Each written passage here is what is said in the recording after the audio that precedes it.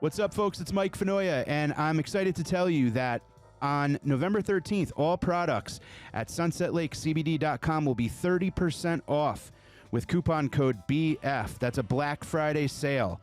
That's not all, though. If your order is over $125, you'll be prompted to pick a free 20 count of your choice of CBD gummies. Orders over $250 will also get a cozy new beanie just in time for the holiday season. It's the biggest sale of the year, and 5% of all proceeds will be donated to Planned Parenthood. So it's Sunset Lake's biggest sale of the year. Don't wait. Head on over to sunsetlakecbd.com and take advantage of this deal and help raise money for charity. See the website for terms and conditions. Welcome back to another episode of Dented Cans. I am your host, Mike Fanoia. Thank you so much for joining. If you are enjoying this podcast, please rate, review, subscribe, like, share. Go to my YouTube channel. It's youtube.com/@Mike Fanoia, MikeFinoia. And click that subscribe button. While you're over there, you can watch my special, Don't Let Me Down, which is now out and streaming. I hope you guys enjoy it, and thank you for all the kind words to everybody that has watched it. Today on the podcast, we have my very good friend, hilarious comedian and actress, Gina Brillon, and we get into it. I had coming out of my real bad funk, I ran into Gina at Gotham one night, and we just got deep. Like, she was there at the perfect time, and we just had a great chat, and I've always loved her, but it was really, really awesome that she happened to be there at that exact moment. So I hope you guys follow her and watch everything she does. She's hilarious. And be sure to give her a follow. You can find all of her information in the show notes. As always, we'd like to thank our amazing sponsor, Sunset Lake CBD. Farm-crafted, high-quality CBD from Burlington, Vermont. They have amazing products. I love the salve with the arnica. I rub it on my ankles and my knees because I'm fat and it's bad on my joints. If you head to sunsetlakecbd.com and use promo code DENTED, DENTED, at checkout, you will get 20% off of your entire purchase. That's sunsetlakecbd.com, promo code DENTED for 20% off. Thank you, Gina. Thank you, everybody, for listening and watching, and we'll see you soon.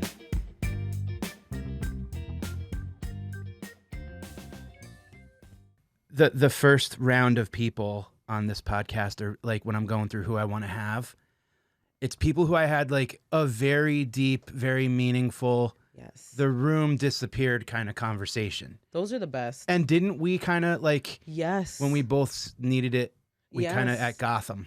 Yes, we had a hardcore conversation. I love that conversation because you don't get to have those conversations a lot in this industry. Right. And there's a lot of people that can't handle those conversations because there's people that always feel like they need to be on 24/7. Oh, those people. Oh, they're exhausting. They're exhausting. You almost want to light them in real life. Yes.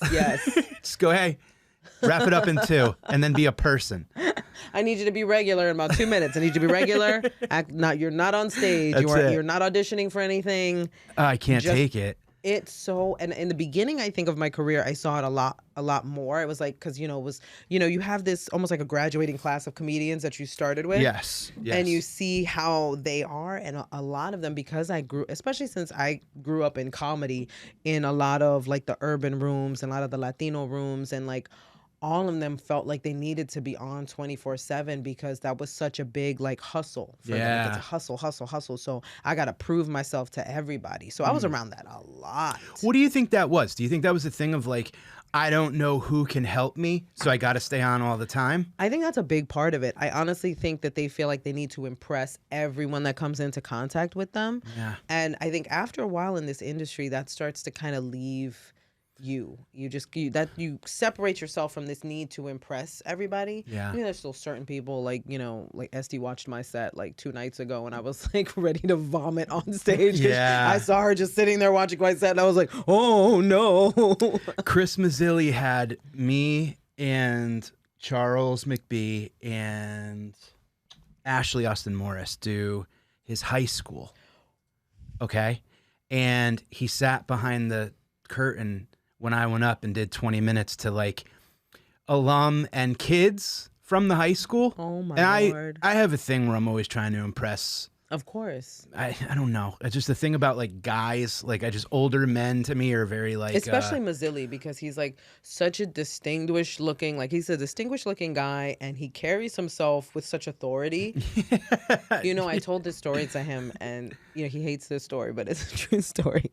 He's the only booker to ever make me cry, or the only owner of a club. And so here's what happened. Early career, I'm probably around 19 years old, right? Mm-hmm. And I'm doing a bringer show at the old Gotham. Okay. Right? Okay. And which is now the Metropolitan Room. Yep. And I remember none of my people showed up. It was all the people from work were supposed to show up. Oh no. Nobody showed up. It ended up being because they thought the show was later, and they showed up for the second show. And I was like, that's not the show I was on. But nobody shows up, and it's Jessica Kierson's Sure. show. Sure. And Jessica walks up to me, and Mazzilli is next to her, and I know who he is. Because when I tell you I'm a comedy nerd, it's like insane. Sure. Literally, I'm a comedy Rain Man for certain people. Like, it's just ridiculous. Yeah. So I know who he is, and I'm already scared because I'm like, I'm in trouble. It's like mom and dad coming to see you. Yeah. Jessica just looks like she does not want to be in this situation, the poor thing. Right. And she just tells me, she's like, look, none of your people came, so I can't put you on. And I immediately start to like, my eyes start to well up because I'm like, oh God, oh God. And then Chris, and he wasn't even being mean. He's just a very stoic character. Yeah. So he was just like, look, if I let you go on, I have to put on every other comic that doesn't have their people here. And that's not fair to the people that bought people here. And he's telling me that, and I'm just so petrified. Tears are now streaming down my face. And Jessica goes, oh no, and like walks away. Jessica's amazing. She was just like, oh God, no. And she just left. And I was just like, You're stuck with this man in a nice suit. And you're like, thank you. You could just tell he probably walked away going, oh my God. I know. I love him. He is the sweetest. And when I told him that story, he was like, I sound like a monster. I think but he sees where you went and he's like, I'm happy for you. Of course. But it's so funny. He was back behind the curtain and I can hear myself just like, so, because I walk out, I didn't know there were children in the, but I walk back there and he goes, great job, buddy. Great job. And I'm just like, I don't believe you, but thanks. You know what I mean? And doesn't that feel good, like your dad playing catch with you or something when he's like, great job. And you're like, thanks, Chris. Your dad played catch with you? No. Yeah. When he comes up to you, he's like, I even feel weird about like, am I dressed nice enough to be talking to Chris Mazzilli? Right. He's so well dressed. Oh my God, all the time. Yeah. I feel the same way. I'm like, I'm just wearing a hoodie and jeans right now. Like I want to apologize to the crowd. So sorry. It is nice how every club has that different vibe. You know what I mean? Like you go to the Cellar, you don't have to wear, everybody's wearing a hoodie and whatever. But like I go to Gotham, I kind of feel a little bit like I should be dressed a certain way. Right, because like the way Chris carries himself, even the way the Andrew, staff dresses everybody. Yeah. It's like, even the security is in suits. Like, I know. It's a classy joint. It sure is. When did you start to get comedy nerdy? 14. Yeah. I fell in love with comedy and I literally would watch everything. I mean, I was watching George Burns at 14 and just being like obsessed with comedy, and like I would watch anything and everything comedy related, every comedian based sitcom, everything. I was obsessed. I could tell you people's catalog of bits. I could just, if me and Vecchione, we always check with each other. I'll be like, hey, have you heard this bit somewhere before? Because we're both like, he's got that same kind of mind where he's like, oh, so-and-so does a similar bit. And he'll check with me and I'll be like, no, that's good. It sounds similar to this, but it's not the same. And so you just sponge it in. If you're in a room, it just stays in there. I'll tell you, like, this is how creepily good I can be sometimes. I was talking about the artwork for my next special, right? Okay. And, I want to pay off. I want to like do a nod to Carlin because I'm such a big Carlin fan. And we were talking about the album Class Clown, which was never turned into an actual HBO special. Right. But this is how good my brain is without me knowing it. I was like, I need a reference to an actual special from that time. And I said, well, what special was filmed close to the time that Class Clown was recorded? And I go, the special at the Celebrity Theater was filmed in 1978. And that would be maybe 2 years after, I think 2 years or maybe a little bit more than 2 years after Class Clown was recorded. Okay. The only reason why I knew those two were closely related was because he does the 7 words in that bit in that special at the Celebrity Theater. So when I had to give a reference, I said, I know I want to play it, and it's a nod to Class Clown, but you're going to have to watch George Carlin again, filmed at the Celebrity Theater in 1978 to get a feel for what that special was like, because it was a transitional period for him. Sure, yeah, absolutely. And the person I was talking to was like, Jesus. it was like I just beautiful mind that whole thing right in front of them. And they were like, oh my God. Oh man, that's great. It is fun though when you have that moment to like, Yes. you want to make it yours. Yeah. And you sometimes, I don't know about you, me, I just did mine. It came out. Thank you for posting know. it. I'm so excited. You're doing it and you're like, oh shit, this is like my thing. Like this is gonna be there. This is gonna be out there. It's exciting. It's a stamp on time and your progress and your. And it's a release. It's like when you watch like artists when when they're done with a painting, when they're done with something, when they're done with one of their works, and there's just like this like, oh God, that's out of my system now. It lives somewhere. Now it's time to get all this other stuff that's been in my system and start working on that, because I think people forget that our minds, so many of us have ADHD, which I think is it's why it lends itself to the fact that we're constantly in thought. So we're constantly spinning wheels. So we'll have a full hour of material and then there's still stuff spinning on the back burner. There's still stuff going. Yeah. And you're like, oh my God, like how much is in me? And it's everything. I know. Everything. And then someone you love goes, are you listening? No. And you're like, no. It's got nothing to do with Uber. Nothing you're saying has to do with anything important right now. No, you said something that triggered a thought, and now I'm no longer present. I'm thinking about that. I'm not present anymore. Yeah. Oh, I swear to God, like, yeah, even my engagement to my wife, I was like, now's your chance to leave. Because I just knew, like, we're just not normal. And when you find comedy, you go, oh, that's why I've been this person all this time. Comedians, right? I feel like, are the forever observers. It doesn't matter if you don't do observational humor. What we are always watching. We're always watching, and almost as if we feel like we're observing life versus participating in it. 100%. You know? Oh God, yeah. I mean, I think I'm barely participating sometimes because I'm too busy watching what's in that. Whether that's healthy or not is questionable. But if it's funny and you get the clicks, then. But you're welcome for the trauma. Do you sit down and write, or do you trust your intuition that if something is tacky enough and sticky? I don't mean tacky like tacky, but like sticky enough that it'll just stick in your brain.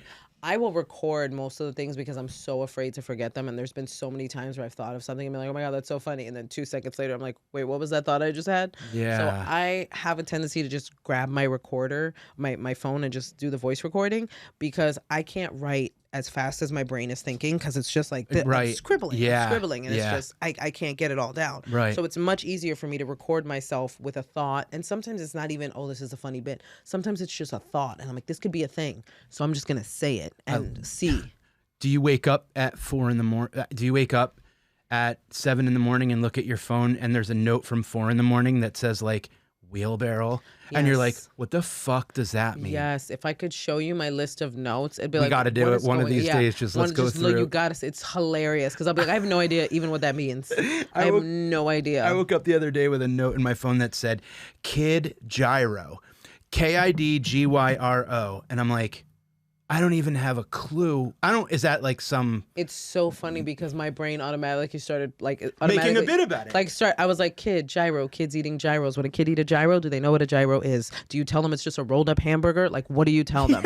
How do you get... Immediately my mind was going... Yeah, exactly. At first I'm like, is this child-sized gyros? And then I'm like, is Kid Gyro like a video game that was on... Is that a rapper? Yeah, Kid Gyro, seriously, right? Yeah. And it's just, but it's so funny to have that like... just constant going. You're right. We're just constantly observing and like just sticking things against the wall and being like. That's why I do love hanging out with most comedians. Most. I'm gonna say most. There are groups of people that I feel like have forgotten that what we do is so healing and is so fun. Like for us and for the crowd. And I think that those people, like, I'm so glad that I don't surround myself with people that get so bitter about the industry. Yeah. because that's such an infectious attitude. Yeah. And it's so easy to jump on that bandwagon of just being a bitter human being. Right. And I'm like, life is too short for me to exist being bitter. Right. Oh, of course. 100%. Like, why would I do that to myself? Yeah. And also we grow out of that too, I feel. Yeah. Like, I think you get to that point where it's like, well, I'm never going to not do this. So let's just figure out how to do it. Yeah. You know what I mean? Like, it's that thing where How it's to like, do it and I be don't happy. exactly be happy. Yeah. It's the success versus fame. Yes. It's like, which one is more important and which one to do you honestly want? And that's the thing. Most people don't want to admit either. It's like a lot of people don't want to admit that all they want is success because they think the right answer is fame.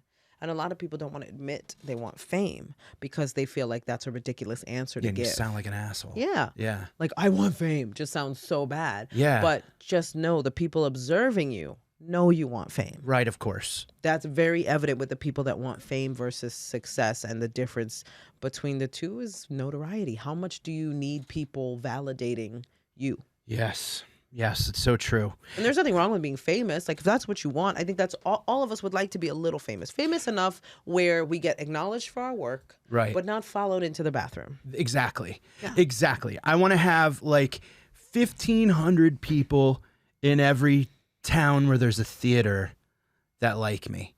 So I can do, I think we've all been around famous people and we get to see the ugly side of fame. I mean, And it's like, for some people who, if you can hack it, like, go ahead and do that. yeah.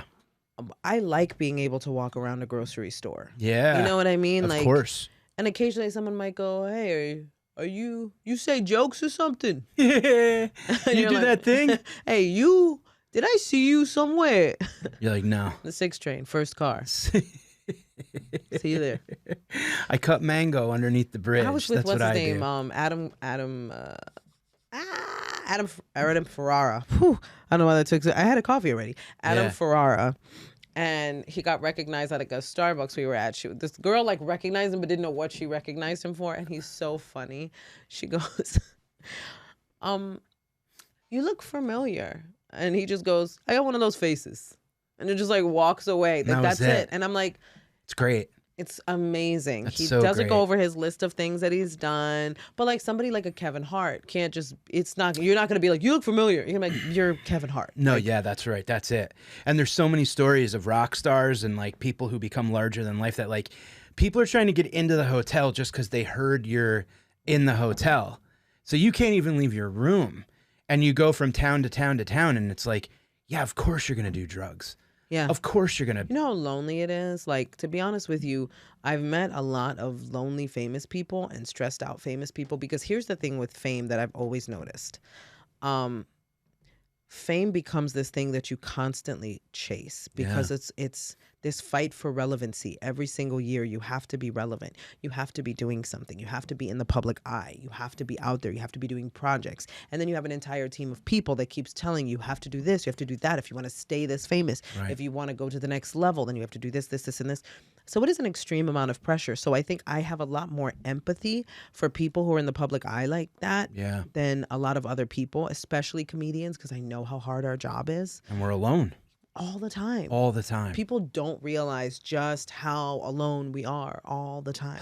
It's so brutal and it's so weird to be an adult, Yeah. I guess, that you get off stage and there's all this adrenaline and there's all this, but you don't go do drugs. You don't No. go fuck a ton of people. No. You don't go gamble. You just go back to your room and call home Yeah. and go like, how's everything? Okay, I love you. I'll text you when I wake up. And now you're just in the room and you're like, it's seething through you and you're like, Jesus Christ. Like, what do you do? Like, I can't be in a silent room. That's one thing I've noticed when I'm on the road. I cannot be in a silent room. oh my God, it turns into an asylum. It really does. Like, I have to have the TV on, or I Yeah. have to have something playing, some music playing, or, even if I don't, because hotel TV sucks, even if I just want to watch something on my phone, it cannot be silent. Right. Because that is so depressing that It's the even worst. at night, I'll have to have something on. I'm like, I have to put something on, or I'm going to feel like this is just depressing. I know. And you have to end that and go up and be a clown. Yeah. And then everybody's got a drink to stay there, but they can't yell out. And Everything about what we do is so fucking weird. Yeah. Literally everything about it. Yeah, it's so funny. We're like, we need a controlled, uncontrolled environment. Right. And Come get wasted, but sit quietly. Sit there and behave. We're going to charge you up with some liquor. We're going to give you a cup of opinions. You have to drink. Yes. You have to. You have to buy at least 2 drinks and we are heavy-handed. What the hell where did 2 drinks come from? What the hell's that? I don't know. Like, isn't that weird? I think it just made weird sense number. that people were probably not buying anything, and 1 drink probably seemed too little. 3 seemed too much. 3 was too much. 2 seems like they're like 2 is okay. Get you a little buzzed. 2 is okay. 2's okay. Unless you have 2 Long Islands, that's not a little buzz. Then that's an 8-drink maximum. Yeah. Yeah. Totally. I don't know how the cellar got to a 2-drink maximum. Is that what it is? I don't know if it still is, but I remember before I was passed at the cellar and I was hanging out there. Yeah. I was there one night, and this was back in my drinking days. I'm not a drinking lady no more. No mo. No, I'm a weed lady now, not a drinking lady. And I drank something called a zombie. Ugh. And it was like supposed to be worse than a Long Island, like so much stronger. And I had 2 of them. Uh-oh. And I should not have attempted to order a 3rd, but I attempted, and they were like, "It's a 2-drink maximum. You can't." Oh, that's great. I hope it's still that. I never thought about even checking or looking. Yeah. I don't know if they did that. It may not be that, but I also don't see a lot of crazy drunk people at the cellar. You gotta look a little harder. There's a couple. The other night I was hosting a show in the lounge, and there were 3 girls sitting against the wall. Oh man, maybe they changed it. Do you know that part of a joke? And this is for people listening too. Yeah. You know that part of a joke where like your setup bridges to the beginning of the punch, and there's that sweet, soft head of the baby. Yes. That you don't hit it too hard, don't heckle. It's just a soft I need everything punch. just to be fucking just there for that millisecond. This chick, every single joke, infiltrated that minute and goes, I don't really think, railroad apartments are bad. You should go to brunch more. Like literally just throwing her thoughts into everything everybody was saying. 2-3 comics in a row. And I got up. Now, no one's policing them. No one's kicking them out. And I go up on stage and I'm like, hey, do you remember in the beginning of the show when I said, has anyone ever been to a stand-up show before? And the crowd goes, yeah. And I'm like, ladies, you said you've been to a show before, right? And they go, yeah. And I'm like, any chance you could fucking act like it? I'm like, this is bullshit. I'm like, no one gives a fuck. You're talking during, like... You're ruining it. You're literally ruining the show. You're doing nothing to add to the show. And it's just gotten to a point where I'm just like, no, like I'm not gonna... Just know, if you are in the audience and you bother any comic on stage, I'm going to tattletale the shit out of the situation. Oh, yeah. I'm going to go right to security, and I'm going to be like, I'm going to need you to come in here because somebody needs to be talked to. Like somebody, I immediately tattletale. I don't care, bruh. I do not care. I will go on stage and tell you I tattletold on that table, because I hate people that enter, especially obviously comedy shows. I hate people that do that. It's so disrespectful. It's so and stupid. I hate that the comics are expected to deal with that. I tell club owners now, like when I headline at clubs, and I remember the first time I did it, I had just had it. I told a booker, I said, or the manager of a club, when I got there to headline, I said, I don't know how you handle hecklers, but I will kick them out from the stage, and I will hold the show until security escorts them out. Nice. So I suggest you handle it before I get on stage. Yeah. And I remember I was doing, I think, Uncle Vinny's, and he goes, don't worry about it. And I was like, I feel very secure in that answer. Like, I feel very secure in what you just said. That was a confident. I feel like that person's gonna disappear. For he goes, a long I time. already kicked him out. Showed that he would start. Yeah. You never got to see their face again. So when we ran into each other a Yes. couple of times ago at Gotham, sometimes I feel like the universe puts the people that you need in front of you at that time, right? Oh yeah. And we were there. The thing I like about Gotham too is that like you can sit and have like a nice quiet conversation and uninterrupted. Yeah, like, man. That's such a cherished moment when you can just sit there and have a genuine, like, good conversation that you're into and not be bothered. Right. And we both got into I mean, I told you I was kind of going through like a pretty heavy duty Yeah. bout of anxiety and all that stuff and all the shit I was working on. And you were like perfect. Yeah. Thank you. Oh, You were like thank such a you. great person to talk to. And it was I like, can't help but understand as a person who's like gone through this industry that has anxiety, that, you know, suffers from panic attacks and yeah, has struggled with depression and, you know, has struggled with suicidal thoughts. And so like, I think because we can be more open about that now, we really should, I know. because especially with comics, how many people have we lost because we didn't have these conversations? I know. No, it's true. It's true. How did you deal with those situations when they came up? And was it career based or was it just like,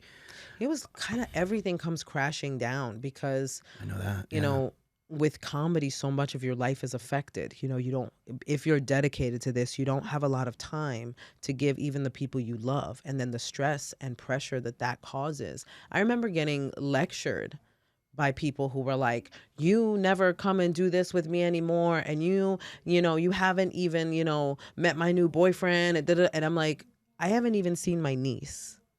I've never been to a birthday party. She's 16. Yeah. Working constantly. Yeah, it's Yeah. nothing personal. It's literally the dedication you have to this, and demonize people if you will for that. But trust that they punish themselves on a regular basis. Man, it's the worst. Yeah. It really is. And people don't understand it. That was one of the reasons why I had to give up weed, because you know, my wife's in one state working. I'm in New York constantly. Yeah. If I get high, if I would smoke weed in New York, immediately I'm like, I'm a horrible husband. She's there by herself. What the hell am I doing? If I smoked weed in Connecticut, I'm like, fuck, I'm not like there. What am I missing? What am I doing? So See, it's I have to constantly smoke this- to get out of those thoughts. Oh, really? That's my issue, because my brain is constantly there. So if I'm not smoking, or, you know, I'll take a low dosage edible for my anxiety. Mm-hmm. If I'm not doing that, then my brain is just going. I literally need to smoke or take an edible to slow down my brain. So it's almost like it goes like this and then it starts to change. But I need it to slow down because the anxiety is like, it is like an automatic weapon. That's what it is. Yeah. It just spirals and spirals. It just keeps going and going and going and building and building and building. And once I get going, like, I actually won't take anything if I'm in the middle of a panic attack. I will have to physically calm myself first so that I don't become emotionally dependent on weed to calm myself down. Sure. I have to let myself deal with the emotion before. If I'm in the middle of something, I feel something coming and I Right. can prevent it, great. But if I'm in the if it's too late and we're here, I can't just run to weed No. as a crutch. Now I have to get myself out of this. It's the fight or flight or freeze. Yes. People forget the third one sometimes. Oh yeah, they forget that Freeze is fawn like effect, that. that sort of like, oh, deer in headlights. Yeah. What am I gonna do? I see that a lot with my husband, actually. Like, I see that freeze effect, and it's like, it's almost as if you're trying to slow down time. Right. Yeah. For like, maybe if I stop. That's an excellent way to put it. Yeah. Yeah. Because you want to assess the situation, but everything's happening in real time, and you're just like, if I just freeze, maybe everything else will freeze and stop. Mm-hmm. Oh, I don't know if you get this, but like there were times when I was getting like crippling anxiety where it would almost feel like, oh, like I imagine it was cortisol, the stress hormone Yeah. or whatever, but it felt like someone like spilt a coffee inside of my like I could feel like a wash or like that's a wave such a great way to of describe just it. Yeah. like burning going, and I'm just like, ah, shit. Like I could feel it coming, Yep. and then it's almost like brace for the storm kind That of. was me yesterday. I had an event to go to, and I've battled with social anxiety my entire life. And so, and it's, you know, gotten better. I've been able to, you know, take care of it a little bit. But I was getting ready to go to this event, and I was getting dressed up, and, you know, my son is sick, and, you know, my husband's been with him like the majority of the day because I was busy, and now I'm getting ready to go out, and I'm starting to feel guilty because he's probably tired, and I'm going to come home late, and I don't want to come home late because I like getting up early, and all this is going through my head, and I'm like, and now I don't know who I'm going to see at this event. I'm going by myself. I have nobody to go with me. Am I going to sit by myself? Am I going to not talk to anybody? Am I going to look awkward? Am I dressed appropriately? Like, all of these thoughts, and I literally am like pacing back and forth, you know, through the apartment. My husband's like, what's wrong? Yeah. And I'm like, I'm freaking out. I have to go to this thing, and I am freaking out right now. And I was just very honest. I was just like, I'm trying to calm my nervous system down, but I am struggling. Yeah.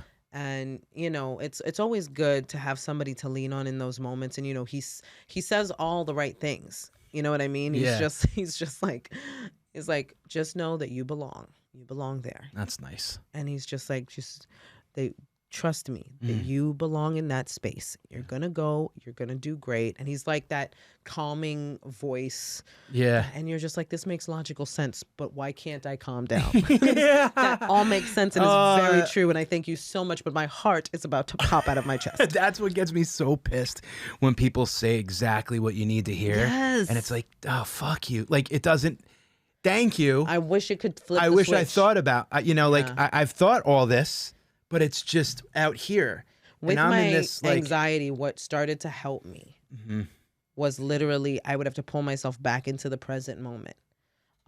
Because really, when you think about it, anxiety is like your brain going on a trip that you're physically not going on. Great way to put it. Like your brain just goes to a place. What if? Yeah. What if? Right. And so, especially when I would have really bad panic attacks at the airport, I used to have really bad panic attacks at the airport. And that was I was in an abusive relationship, and it was from that part of my life because there was so much trauma surrounding my travel during that time where I was, demonized for leaving all the time, and I was demonized for flying out too early and who was going to pick me up, and it was always a problem. So I would panic at airports constantly when I'd walk through the terminal, and I started to sort of ask myself a bunch of questions. When I would start to panic, I would sit down and, I would find a quiet spot and I would sit down and I would just take a couple of deep breaths and I would start asking myself questions. I would be like, where are you? You're in the airport. Where are you going? You're going to Chicago. What time is your flight? 11:45. And slowly now I'm coming back into the moment. I'm pulling myself out of that. And it's so funny. My husband, who also suffers from panic attacks, and I told him this. When I had a panic attack in front of him, he looked at me and he said, where are you? Oh, wow.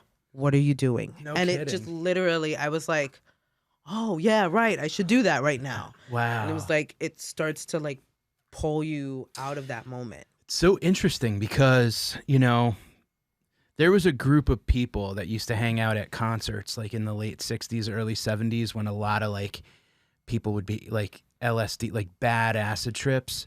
And what they would do is they would get people out of it by going, what's your name? Where are you? What did you do? And they go, my name is Mike. I'm at the Grateful Dead concert. I took acid. And they would go, your name is Mike. You're at the Grateful Dead concert. You took acid and it's going to wear off. And it was just this way of kind of like bringing it from like 100 down to like at least a 50 that you can maybe manage from there. Like, it's like, come off the ledge, and then we'll figure out what the fuck. Yeah, you're just high. You're exactly. okay. You're gonna be okay, But it's so funny to think about it. Like it's like a bad trip. And when I hit that super bad patch of time, I remember just kind of like, it's almost like that lane assist shit that we have in our cars now. Yeah. That kind of jerks you back into yeah. Yeah. So I kept going into like the worst case scenario lane. And there was best case, which I didn't think about. There was worst case, which I just lived there. And then the middle lane was kind of like reason or logic or common sense. Or balance. Or between balance. the two. Or like maybe nothing's going to fuck. Who cares? I can't control it, right? Which is like, like that's the goal. It's just the middle. Like to stay calibrated somehow, But I would set up worst case scenario and just live there. What if became no, absolutely so. Yeah. And then it's like, I'm just waiting for... It's like that saying that I absolutely hate. Prepare for the worst. Where it's like, man. Expect the best, prepare for the worst. How can you expect the best when you prepare for the worst? You don't expect the best. That means don't enjoy anything. Yes. It's literally like, don't get too comfortable. Don't be too happy. Is it just an American thing? I think it's something that we're naturally inclined to do. And I mean, there's a whole conversation about conditioning and conspiracy theories and blah, blah, blah. But one of the things that I remember Adam Ferrara saying to me, brilliant man, brilliant. If you ever get a chance to have another philosophical conversation. He's amazing. He is an amazing, mind-blowingly smart individual. And we were driving, we were both doing Kevin Can Wait. And and we got to know each other very well because he would pick me up. He had rented a car and he was like, I'll just take you to the set. And I was like, that's like really sweet. You know how we're all suspicious of kindness. Of course. Yeah. Yeah. Like, what do I have to do? I've been a woman in this business way too long to be like, so you're just gonna give me a ride. So you're just nice. Oh, you're just nice. I'm not in danger. So we had this conversation about, sadness versus happiness, or, depression versus happiness. And like, he said, what's the thing that people don't understand is that sadness is so heavy that it feels more real than happiness, because happiness is so light and so fleeting. We don't expect it to stay around. It's like a balloon that's going to float in the air. Wow. Yeah. But sadness, that's why we're inclined to go towards sadness, because it feels more secure. Mm-hmm. It feels heavy, like an anchor. It really does. But happiness, how many times have you been fully in your joy, happy, and you feel so light and everything's so effortless? Yeah. Yeah. That's, and to that point, I almost wonder if that's why I have a theory that sadness and depression, and I think it's addictive. It's an addiction. Yeah. Like you get addicted to that feeling. And it's almost like when you feel that lightness, you almost kind of have this, like, it's like swimming in the deep end. Mm-hmm. And like you're finally far enough away that like you can't reach the side, and you're like, I'm gonna drown. Like I've let my guard down. And it's like when you are used to feeling, see, I have a thing where it's like, and this might be crazy, but fuck it, let's throw it out there. Let's throw it out there. I have a thing where I enjoy being disappointed by people because it reinforces the fact that I should never trust anybody. So like, let's say you didn't show. Yeah. Let's say you didn't show today. And I would be like, no, of course, like that's what people do to me. Like, why would she show? It'd be weird if she showed up. But the fact that you showed up, I didn't go like, oh my God, you're here. I didn't think you were going to, how fucking weird would that have been? Because then you'd be like, yo, I told you. Remember I told you I was going to be here? Remember I texted you I was getting coffee? I thought you were lying. I was right across the street, remember? It's just, that's that default thing where my brain just goes like, nah, I mean, they'll forget. Yeah. Like I'm working on a pitch for a show. I made a sizzle. I've had meetings. Yeah. They're like, we'll get back to you. And it's been maybe a week, less than a week. And I'm like, should I call them? Like they clearly don't want to do the show. Like they would have called by now. Yeah.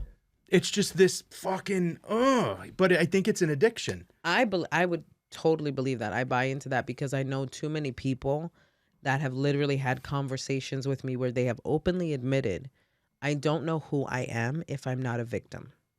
Ah, yeah. They become so identified with their struggle, with their trauma in a lot of ways. And I think, and that's ain't good or bad. I'm just saying this is a conversation that I've had before where people so deeply identify with their trauma that it's almost like a growth that you can't pull off yourself. It's one and the same. Yeah, you've become it. Yeah. And it became you. And it's like, well, what would happen if that wasn't around anymore? And you can't even fathom what life would be like without it. Without this heavy weight on your shoulders or this heavy feeling or this struggle that's been your struggle forever. Yeah.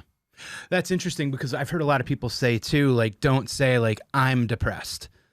Don't say I'm this, I'm that. You got to go like, I have, or I suffer from, that's the or thing. I feel. I think that's on two levels. Because you start to just identify cognitively, you start to identify, but also, even spiritually, you start to identify with this depression. And it's also, there's a bunch of people who study neuroscience who have talked about how the subconscious does not differentiate between what you're joking about and what is real. So we're all fucked. Yeah. If you say I'm depressed, your subconscious goes, all right, everybody, we're depressed. Just to let everybody you know, be depressed. Yeah.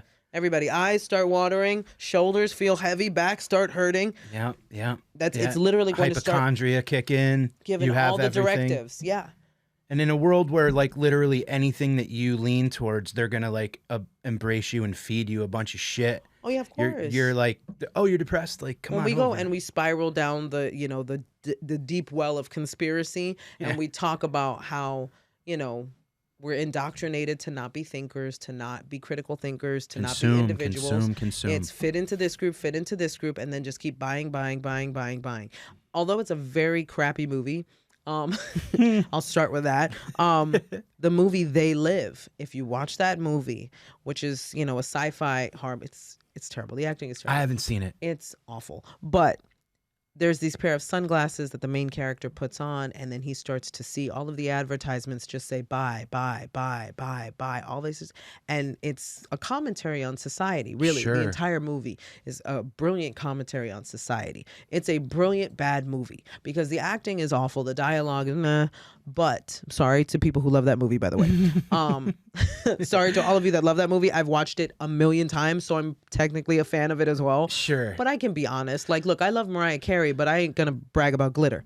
I love her.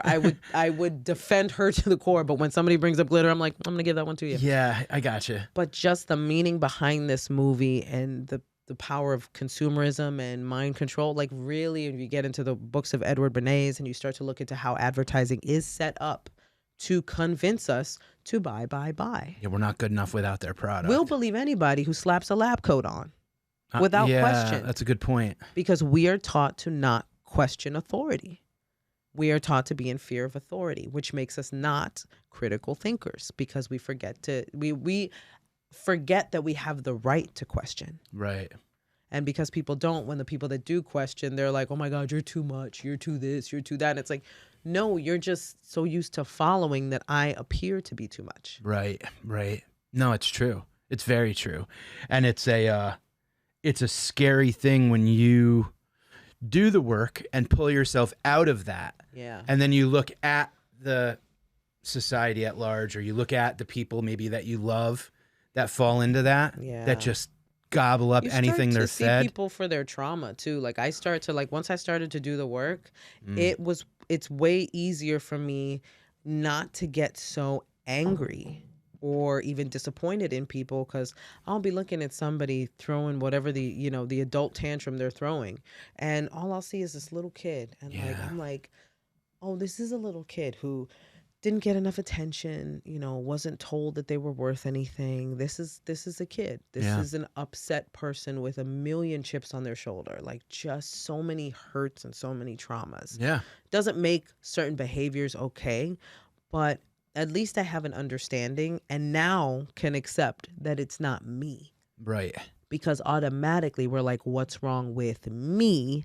Why is this person like this with me? Yeah.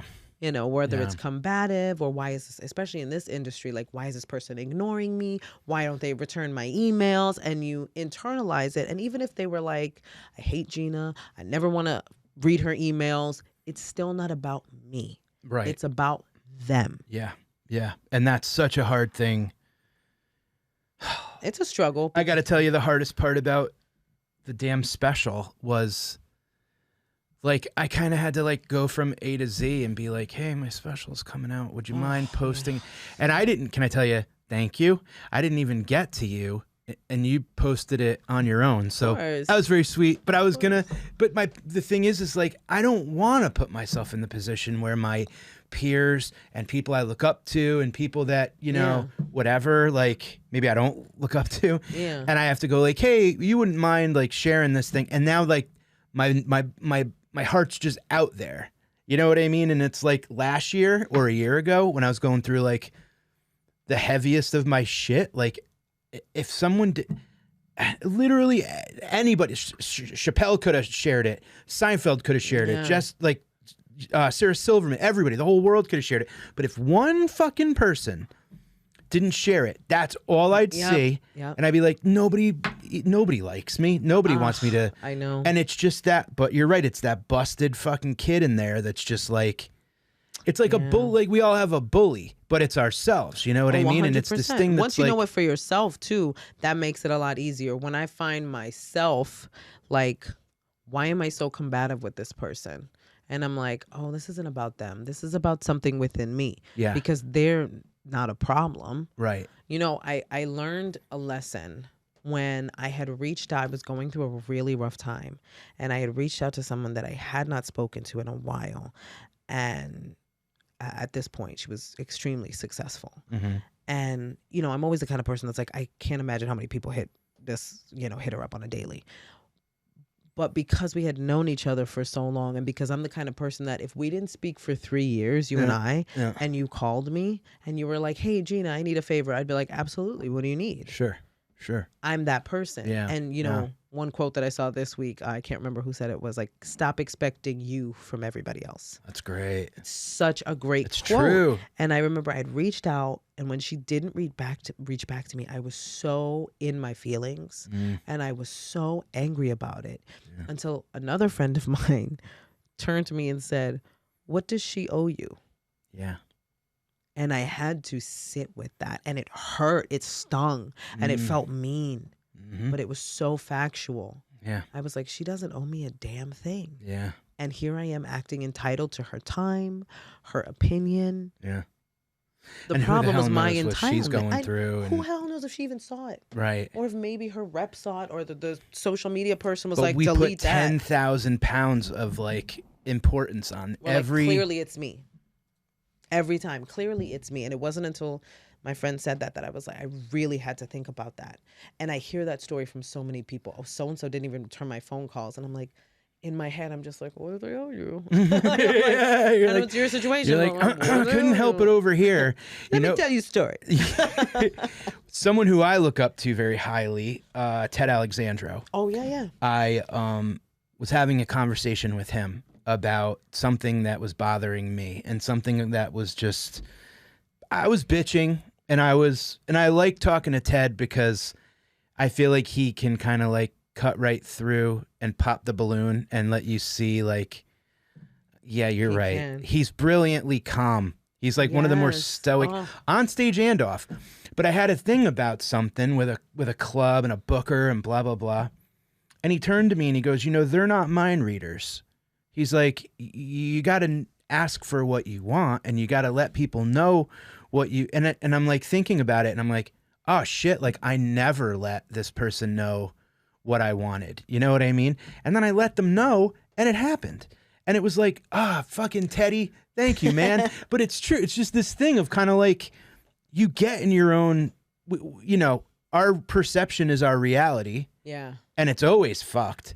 So it's like, you know, and especially in this thing where you're just scratching and clawing up a mudslide. Because we don't even know how to really, truly perceive things. Right. We are taught how to perceive things. Yeah. And that is ingrained in us to the point where we don't even think about it. No. You walk past a tree every day and going, that's a tree. Yeah. It's a tree. I don't give a shit about a tree. When you actually learn to let go of all of your preconceived notions about everything you've ever perceived in your entire life, you will look at even a tree completely differently. Or when you take mushrooms. That's a fact. And then you're like, look at that story, fucking tree, man. I was in Vegas, right? And my buddies had come from Colorado. Uh-huh. And my buddy Anthony, my buddy Jordan. And we decided we were going to take mushrooms, right? And I was performing at Kimmel's Comedy Club. This is tree related, everybody. Get excited. And so we go to the Bellagio to see like the water and everything because we're on mushrooms and everything's amazing. Sure. And so we're there, and I'm literally, there's a tree where we're standing, and I am literally hugging this tree. I am hugging. I love it. Like a Vegas nobody else tree is too. around the tree. I'm hugging a Vegas tree. The amount. Basically a urinal. Yes, you're hugging a urinal. Yes. Like full on hugging this tree. And the spot we were sitting at, there was like, it was me and my friends, and then this couple that kept like looking at us. And of course, we're also paranoid. We're like, oh, they probably know we're fucking on mushrooms, right? And I'm like, oh God, they probably know. And I'm here hugging a tree. Finally, I snap out of it because I'm like, this couple's looking at us and I'm fucking hugging a tree. Oh, that's amazing. So I walk back over and they're still looking at us. And I'm like, oh my God, what the fuck? Do we look weird? Do we look high? Or are pupils like super dilated? Like what's going on? And the woman goes, are you Gina Brillon? No. Oh God. Who told you? Who sent you? That's right. Who sent you? And we went, and my friends went, oh no. That's fucking crazy. What a bad time for that to happen. Terrible time. And I How'd was you like, handle it? I went, yep. I think I am. Hi. And they were like, oh my God, we came to see you this weekend. We flew here just to see you. Oh, and I was shit. like, thanks so much. And there was a part of me that was just, I was frozen. And I was just standing there looking at them. And there's not a lot of like, there's like maybe 5 feet in between us. Yeah. And you could tell it was a moment where I should have been like, do you want a picture?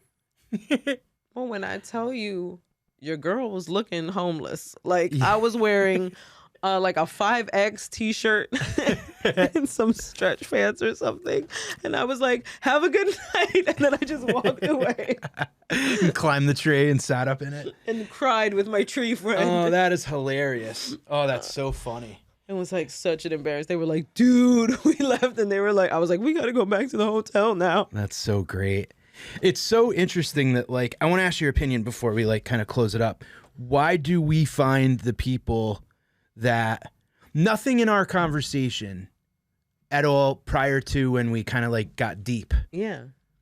There was no, like, hey, can I talk to you for a minute? It was nothing like that. It just kind of, we're all in this world and we're all running into each other and passing each other. And sometimes you go, hey, what's up? Or you go, hey, fucking, you know, how many spots you got? And it's just, and then every now and then it's like, and you like hit a frequency with someone and you're like, yo, I could talk to you. You're not going to look at me like I'm fucking crazy. You're not going to, isn't it strange that that's you like. You said it with frequency. Yeah. I really believe when people are of similar frequencies, they gravitate towards each other. I'm a big believer in energy. Yeah. Big believer in energy. And when your energy goes towards what its other half is, what its like is. Yeah. So people of the same energies gravitate towards one another, which is why when you're not with people with the same vibration, the same frequency as you feel off. Oh God, yeah. You feel heavier. You feel sick almost. I feel like Shrek sometimes. I feel like a great way to say it, because yes. I feel like a monster. I feel like, wait, what the fuck happened to the world? Yeah. Like, why am I so like weird and big and like, why do I feel so out of place in this setting? And a lot of time it's because your vibration is at 10 and you're hanging out with everybody who's vibrating at 5. And so they don't understand you and you don't understand them because you're not coming down to their level and they're not able to come up to your level just yet. Right. And so when you start getting around the 10s, I'm home. You feel it's like, oh my God, these people, and you find your other 10s. Yeah. You plug in. Yeah. You like recharge each other. It's a feeling. It's almost like a little, a little voice from maybe your higher self just goes, I feel okay here. Tell them this. Yeah. And it's like everybody I feel like has had that in conversation where it's like, hey, that story that you want to tell them right now? Go tell them. Tell them. It's okay. Tell them. I mean, you and I dove. We've always been deep. We went fucking scuba diving. Yeah, we did. Instantly, like, well, the conversation just beautifully kind of unraveled into this, like, the deep conversation. I know. And I'm like, I don't feel weird saying any of this. No, it was so, and it's so rare to have those moments where you've had that, like, it's like, I remember those special moments with people where I'm like, oh my God. Yeah. Wow. And it's so funny because the other people would walk up and I'd be like eating something. And if they were like, what are you eating? I'd be like, mind your own fucking business. You know what I mean? But I'm ready to literally tell you, like, just open up and just cut my veins and be like, here, this is all of it. Isn't that wild? Yeah, it is. It's crazy because, like you said, there's people that instantly you're just like, no. You just get and I don't worry about those people. Like, when they have that energy that I'm immediately repelled from, I take it as that's your sign. Let's get out of here. Yeah. I don't have to make you like me. I don't care if you like me or not. Right. The fact is your energy doesn't even mesh well with my energy. So please, you go ahead and stay in your area and I'll stay in mine, and I wish you the absolute best. Oh, man, and you got to pay attention to that. Yeah. And I think that sometimes it takes, like, growing up or whatever to go like, no, I feel weird because I don't feel right with that. It's not that I'm wrong because I was always wrong. Like, in my own, you had to match everyone else's frequencies. You know what I mean? You didn't go like, all right, well, you're you, I'm me. I think you're fucking nuts, but see ya. And it doesn't matter whether you like me or not. Yeah. I had to be like, well, let me get down here. Then let me get, and you feel weird and uncomfortable. But it's like, you do got to listen to that and go like, nah, those people aren't for me. Isn't it funny that we'll go to therapy to pay someone to tell us it's okay to set boundaries? Yeah. It's okay to not want to do something. It's okay to not want to be around it. We need another grown person. Yeah. This is how much we are in fear of or in need of authority in our minds. We will pay someone else to tell us what really we all instinctually knew. Let's make a deal. How about anytime we feel like we need to go to therapy and tell someone or be told, let's just fucking call each other. Deal. And let's and let's see if it works. Cause like this right here, Yeah. if I go back and listen to this, that's therapy. Yeah. That's all I need to hear. You know what I'm saying? So it's like, I almost wish I can just have like a trick, like a word, like a word that triggers a memory of like, yeah, this is it. You don't need to fucking go pay $200 to. I mean, if you Probably need the therapy, same- please go. But Yeah, no, but of at the course, same, yeah, no. But at the same time, I mean us, because we're but veterans. For us. Yeah, I just want you and me, not For anybody me and listening. you, if you are You should having just some text a dangerous word thoughts, and please. be like, yeah, no, seriously. But No, but it's true. Like I wish more people like talked like this, and it is that and it's for that specific thing too. When you feel like there's an obvious answer, yeah, and you know what it is. you know it, and other people know that you know it, Yep. and it's like you told me it for Christ's sake, like Because you it's know so it. amazing that when my therapist told me like you don't have to save everybody, and I sat back like, really? I was like, wait a minute, that actually kind of makes sense. Yeah, It's not my responsibility. Well, let me hang up my cape. and it's just like only take care of you and you're fine. But we're we feel messes. so guilty just taking care of ourselves. Of course. I mean, it's ridiculous, but that's what makes us dented cans. Oh, that was See how we beautiful. tied that together? That was such a beautiful, perfect outro. Tell everybody where they could find you. You can find, I'll never do that again. You can find me at G Brillon on Instagram and at Gina Brillon on TikTok. And please, if you have Disney Plus, check out Dashing Through the Snow, which comes out November 17th. No shit. Yeah. You're on it? Yeah. Fantastic. I am totes in that movie alongside Ludacris and Lil Rel. And they're the stars of the film. And I did a lot of scenes with Luda. That's all I'll say. No shit. Yeah. There's going to be a lot. Me and my family. I was playing a mom. Uva. Luda got something to say. I love Luda. He's amazing Yeah. and so much funnier than people know. Like, I so bet. funny. I bet. Yeah. You're an incredible friend, and thank you for hanging out. You're an incredible friend. Anytime. All right. Thank you.